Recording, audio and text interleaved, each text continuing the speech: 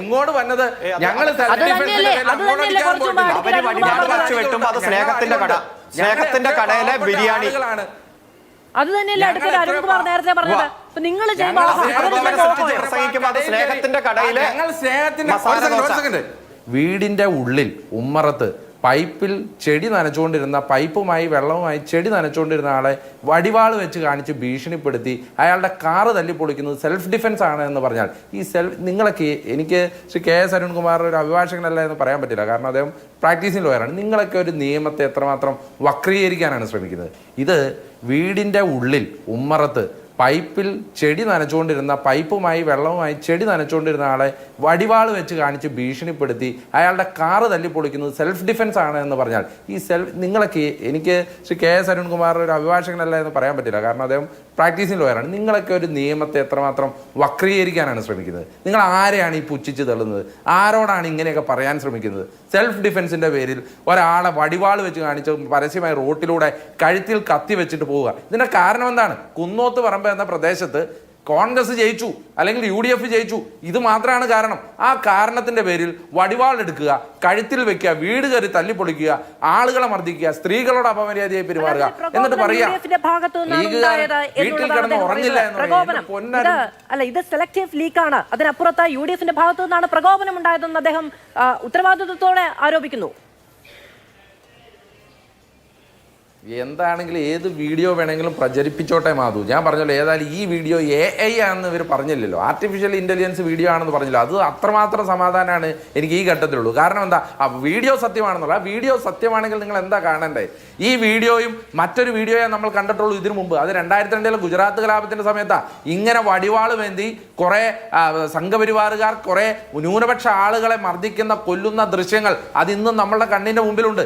അതേ ദൃശ്യങ്ങളാണ് ആ പാനൂരിന്റെ മേഖലയിൽ ചുവന്ന പതാകയും മൂക്കിൽ കെട്ടി അല്ലെങ്കിൽ തലയിൽ കെട്ടിക്കൊണ്ട് മുഖം മറച്ചുകൊണ്ട് വടിവാള് വേണ്ടി വീടുകളിലേക്ക് കയറിയാണ്. ഓരോ വീടുകളിൽ കയറിയാണ്. എന്തിനാണ്? വോട്ട് ചെയ്തു, UDFന് വോട്ട് ചെയ്തു, അല്ലെങ്കിൽ ഒന്ന് പരാജയപ്പെട്ടു LDF, അതിന്റെ പേരിൽ ആക്രമണം അഴിച്ചു വിടുകയാണ്. ഈ പരിപാടി CPM തുടരണം. ഇത് ഇങ്ങനെ തന്നെയാണ് തുടർന്നുകൊണ്ടിരുന്നത്. എവിടെ? ബംഗാളിലും ത്രിപുരയിലും. അവസാനം എവിടെ പോയി നിന്നു? അവസാനം പെരുമ്പാവൂരിൽ പറോട്ട അടിക്കുന്ന ആളായി ഏരിയ സെക്രട്ടറി മാറി. കാട്ടിലൊളിക്കേണ്ടി വന്നു ജില്ലാ സെക്രട്ടറി. എന്റെ പ്രിയപ്പെട്ട കേരളത്തിലെ സഹാക്കന്മാരൊക്കെ അവസാനം ഇത് തുടർന്ന് അവസാനം കാട്ടിലൊളിക്കേണ്ട ഗതികേട് വരും. അതാണ് സംഭവിക്കാൻ പോകുന്നത്. അതാണ് കേരളത്തിൽ സംഭവിക്കാൻ പോകുന്നത്. ആ ധാർഷ്ട്യമാണ്. ഈ ധാർഷ്ട്യം ഉണ്ടല്ലോ, നിങ്ങൾ ഈ തുടരുന്ന ധാർഷ്ട്യം, ഈ ധാർഷ്ട്യം നിങ്ങളുടെ അടിവേരളക്കുമെന്നുള്ള കാര്യത്തിൽ ഒരു സംശയം വേണ്ട. പിന്നെ ഇവിടെ CPM തോറ്റു കഴിയുമ്പോൾ പറയുന്നത് എന്താ? ഒന്ന് കയ്യൂക്ക് കാണിക്കുന്നു, 2 MM മണി പറയുന്നു ക്ഷേമം ഞങ്ങളങ്ങ് വായിലേട്ട് വെച്ച് തന്നില്ലേ, എന്നിട്ട് നന്ദികേട് കാണിക്കുക. ഇയാളുടെ വീട്ടിൽ നിന്ന് കൊണ്ടുവന്നതാണോ? MM മണിയുടെ തറവാട് സ്വത്താണോ? ഇവിടെ സാധാരണ ആളുകൾ കരം കൊടുത്ത് അല്ലെങ്കിൽ നികുതി കൊടുക്കുന്നത് പല സ്കീമായി തിരിച്ചു കിട്ടുകയാണ്. അതൊക്കെ ഇവരുടെ എന്തോ ഔദാര്യമാണ് എന്നാണ് ഇവർ പറഞ്ഞു വെക്കുന്നത്. മറ്റൊരു സഖാവ് പറയാണ്, എനിക്ക് വോട്ട് ചെയ്യാത്ത SNDP-കാരും എൻ്റെ വീട്ടിൽ കയറണ്ടാന്ന്. നിങ്ങൾക്ക് നാണാവില്ലേ CPM-കാരാ?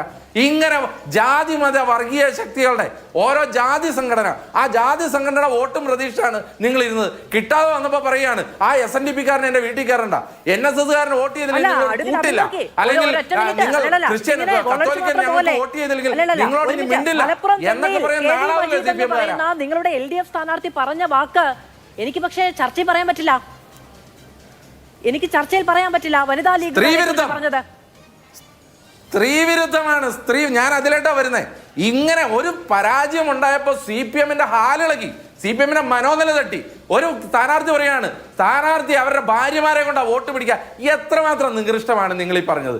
ഇങ്ങനെ ഒരു തോൽവിയെ പോലും നേരിടാൻ പറ്റാത്ത രീതിയിൽ കേരളത്തിലെ CPM മാറി എന്ന് പറയുമ്പോൾ നിങ്ങൾ ഈ ആനപ്പുറത്തിരുന്നതിന്റെ തഴമ്പൊന്നും പറഞ്ഞിട്ട് കാര്യമില്ല സഹോദര.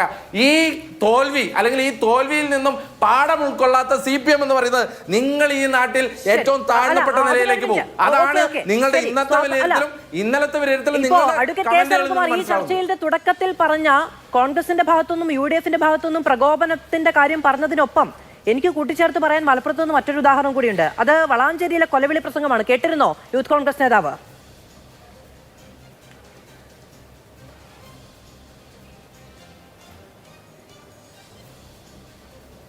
അഡ്വക്കേറ്റ് അബിൻ വർക്കിക്ക് കേൾക്കാമോ?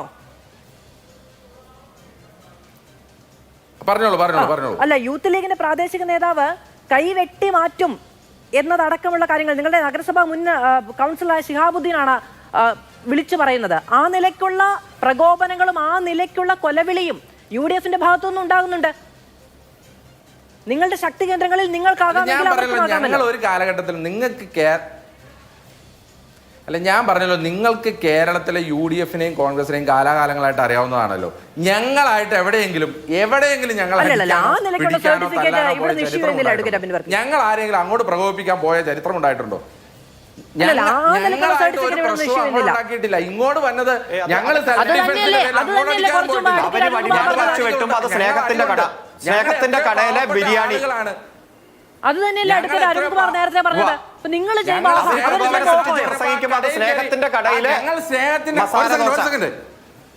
ഞങ്ങൾ സ്നേഹത്തിന്റെ കട എന്ന് പറഞ്ഞപ്പോൾ അവിടെ കയറി ഞണ്ണാൻ വന്നല്ലോ CPM-കാരൻ. പ്രകാശ് കാരാട്ട്, സീതാറാം യെച്ചൂരിയും പിണറായി വിജയൻ അടക്കം ഞണ്ണാൻ വന്നല്ലോ രാഹുൽ ഗാന്ധി സ്നേഹത്തിന്റെ കട എന്ന് പറഞ്ഞപ്പോ.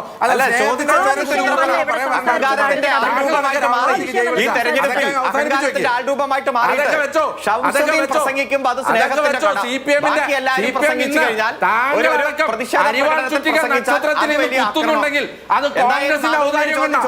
താങ്കൾ അരിവാൾ ചുറ്റിക നക്ഷത്രത്തിൽ നിന്ന് കുത്തുന്നുണ്ടെങ്കിൽ സ്നേഹത്തിന്റെ കടയിലെ ബിരിയാണി ഒരു സഖ്യമായി നിൽക്കാൻ തീരുമാനിക്കുന്നത് രാഷ്ട്രീയമായ ധാരണയുടെ പേരിലാണ്. അത് എച്ചിൽ കൊടുക്കുന്നത് പോലെ ആ നിലയ്ക്ക് സംസാരിക്കരുത്. മാത്രമല്ല, ഞാൻ അങ്ങയോട് ചോദിച്ചത് അങ്ങ് ഈ ശബ്ദം വെച്ച് സമയം കളയുന്ന സമയത്ത്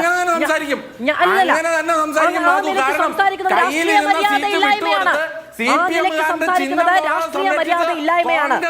ഞാൻ അങ്ങയോട് ചോദിച്ചെന്താണ്, യൂത്ത് ലീഗിന്റെ പ്രാദേശിക നേതാവ് നിങ്ങളുടെ നഗരസഭാ മുൻ കൗൺസിലർ ഷിഹാബുദ്ദീൻ കൈവെട്ടിക്കളയും എന്ന് പറഞ്ഞ പ്രസംഗം അങ്ങേക്ക് മറ്റൊരു കാര്യവും പറഞ്ഞതിനെ ന്യായീകരിക്കാനോ അതിൽ നിന്ന് തെന്നിമാറാനോ കഴിയില്ല. അങ്ങ് ഇത്രയും നേരം CPM നടത്തിയ കൊലവിളി പ്രസംഗത്തിനെയും വടിവാളന്റെ പ്രകടനങ്ങളെയും കുറിച്ച് പറയുമ്പോൾ നിങ്ങളുടെ കൂടാരത്തിൽ നിന്നുയരുന്ന മുദ്രാവാക്യങ്ങളും നിങ്ങളുടെ കൂടാരത്തിൽ നിന്ന് കയ്യിലെടുക്കുന്ന വടിവാളുകൾക്കും നിങ്ങൾ ഉത്തരം പറയണ്ടേ? ഞാനത് തള്ളി പറയുന്നു. അങ്ങനെ ഒരു സംഭവം ഞങ്ങളുടെ ഭാഗത്തുനിന്ന് ഉണ്ടാകാൻ പാടില്ല. നിങ്ങൾ കേസെടുത്ത അയാളെ ജയിലിലിട്ടോ. ഞാൻ തള്ളി പറയുന്നു. ഞാൻ സെൽഫ് ഡിഫൻസ് പറഞ്ഞില്ലല്ലോ. ഞാൻ ഇവിടെ സെൽഫ് ഡിഫൻസ് പറഞ്ഞോ? തെറ്റായ രീതിയിൽ സെൽഫ് ഡിഫൻസ് പറഞ്ഞോ? ഞാൻ പറയാനുണ്ടായ സാഹചര്യം എന്താ? രാഹുൽ ഗാന്ധിയുടെ മുദ്രാവാക്യത്തെ ഇവിടെ പഴിക്കുന്നത് കേട്ടു. അപ്പോഴാണ് ഞാൻ പറയുന്നത്